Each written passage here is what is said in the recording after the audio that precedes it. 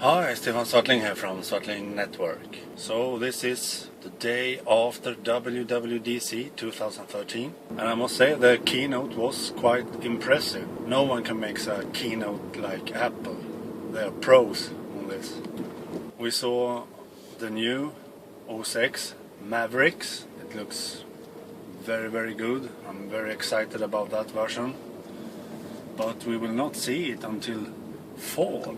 And that is a bit strange. Apple usually releases that around July or something every summer. And OS X Mavericks had many new features to get better battery life. I like that a lot. AppNap and what they are called. For example, when you have a web page that uses a lot of CPU time, if you start an app and put that window above that browser window, all the CPU time dies of that web browser window. Quite impressive, actually. That feature must save a lot of battery life. That means that the apps you don't use will go to sleep mode and don't use any CPU time at all. So only the apps that you use at the moment will use CPU time. CPU power. So that will be very good for battery life. And we saw the new Safari on OS X Mavericks, and I must say I was impressed by the look of the new Safari. It looks very good, very good. And we saw the new calendar, mail and all that, and everything had a new design that matched the new iOS 7. And iOS 7 was totally redesigned. It was, as the rumors have said, flatter, more black and white, if you know what I mean. All the menus and so on was flatter, simple, minimalistic. So it looks very good. What I didn't like though is that apps and desktop wallpapers and lock screen and all that looks very pastel color, brightly colored. So that was a big drawback, but the menus and the navigations and using the operating system, it looks much better.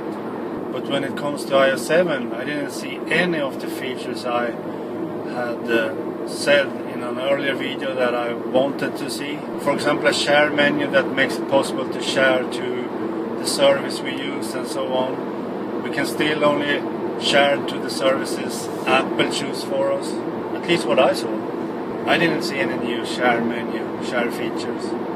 And I couldn't see any way to choose a default app, for example keyboard, email app, web browser. But they didn't show much of the features from iOS 7 really. I think we will see a lot more in this fall when the new iPhone is finished. So overall, iOS 7 I was not so impressed by, but the new design was good, I admit that. And OS X Mavericks I was very impressed about. Very impressed. We also saw new MacBook Airs, and you know I love MacBook Airs. And the best thing with these MacBook Airs is that they run on Haswell processors now.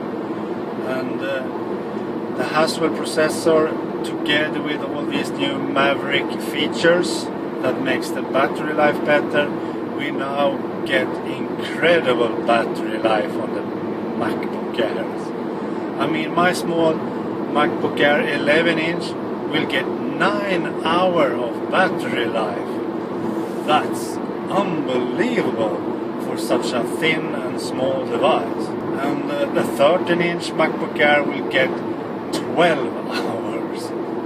12 hours of battery life. I mean, the battery life alone makes me want to buy a new MacBook Air. I mean, it's awesome. Even if I already have the 2012 model of the MacBook Air 11-inch, I am very tempted to buy the new MacBook Air because of this battery life. As I have said many times, I think it's time for the manufacturers to prioritize battery life.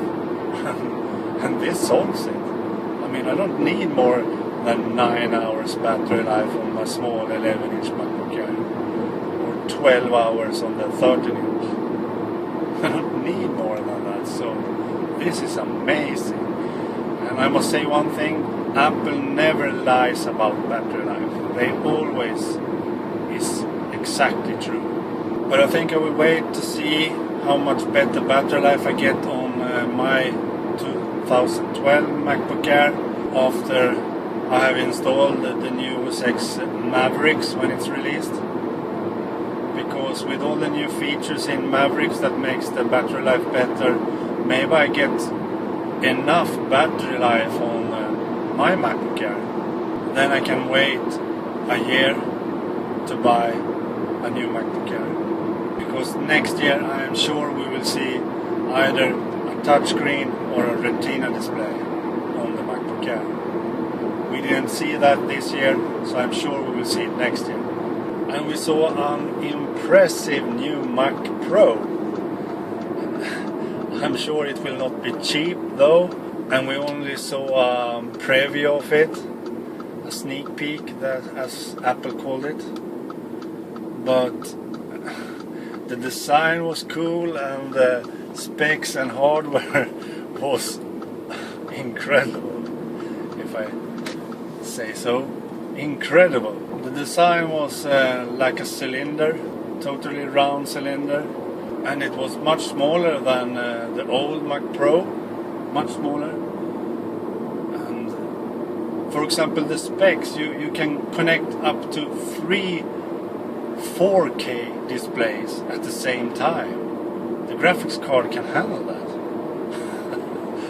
I mean, only that makes it incredible. This is a computer for the future. If you are a pro working with video editing, music making, whatever, then wait for the Mac Pro and buy that. You won't be disappointed, and you could have it for many years. Many years. We didn't see any new iPad. We didn't see any cheap plastic iPhone. And the iPad didn't get much space at all, really. They never talked about the iPad, or not even show us any photos of the iPad, almost. The iPad usually takes a lot of space on Apple events, but this time it didn't. iOS 7 was not ready for iPad, they say. Could be why, but they only show the iPhone running iOS 7 all the time, and Macs and MacBook Airs. As you may know, I'm most interested in MacBook Air and OS X Mavericks, of course. I'm a Mac user, but not so interested in iOS 7 anymore. I don't have an iPhone. My whole family have an iPhone though, so I still live with iPhones around me. And now this fall I will probably have an iPhone again, because I will buy a new one for my wife, and I will take her iPhone 4S as my camera, for example. I will have it when doing these car vlogs, for example. Okay, please like this video, please give it a thumbs up, and please subscribe to my YouTube channel. Support this channel by subscribing. Do that. Okay, bye.